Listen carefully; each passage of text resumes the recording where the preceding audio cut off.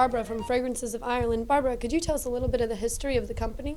Well, the company is 30 years old and is a family-run company. So originally it was a cottage industry and actually started in our present CEO's father's garage.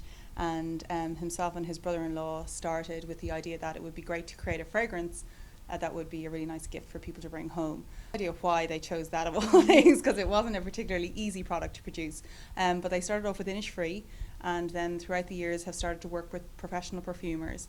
And up to this day now we have 9 different brands and we sell across the world. And Inish would obviously be our best-selling fragrance.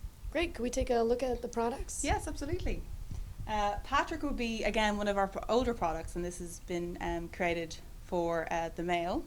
So Inish is a unisex fragrance, but this is actually created as an aftershave. What's quite interesting about it is that we took the idea of the travels of St. Patrick across to Ireland. So it's a very green fragrance. What people generally say is that it smells like a man should.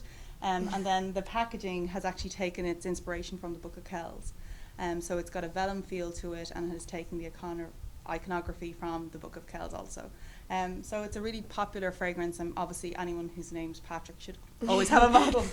What ingredients go into the fragrances? Well, most fragrances would have a blend of about 150 to 160 actual ingredients, but the way we divide fragrances in perfume is you divide it by notes. So the top burst of the fragrance is known as the head note. So that's the first burst of fragrance that you get.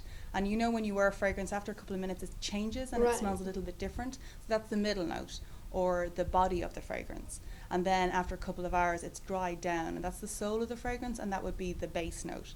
So in each of those you will have different fragrances. With Inish it's lemon and neroli is that top burst that you get. Then you go into a lily of the valley, and then the base notes are sandalwood, cedarwood. Great. And where are these ingredients obtained from? Are they all from Ireland or?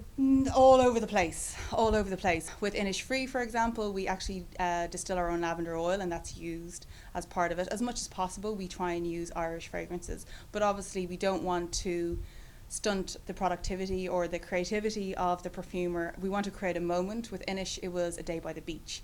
So unfortunately, Ireland's climate isn't up to growing lemons. Right. But that burst of citrus, we really needed that for the fragrance. So we import really beautiful oils and then we blend them.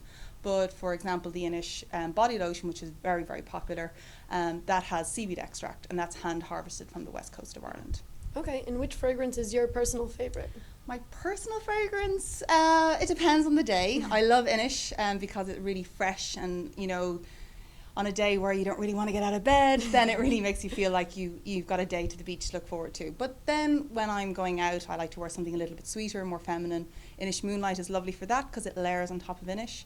It's a little bit sweeter, a little bit lighter. So there's... Is that better for the evening, for yeah, going out? for Okay. evening time. But I think the great thing about fragrance and the collection that you have on exclusivelyirish.com is that you've got a full range of products. So you can discover which one is you, and that's what I love about fragrance, because for every person there's a fragrance and you just need to find it. Right. Great. Well, thank you so much for speaking with us. Not at all, my pleasure.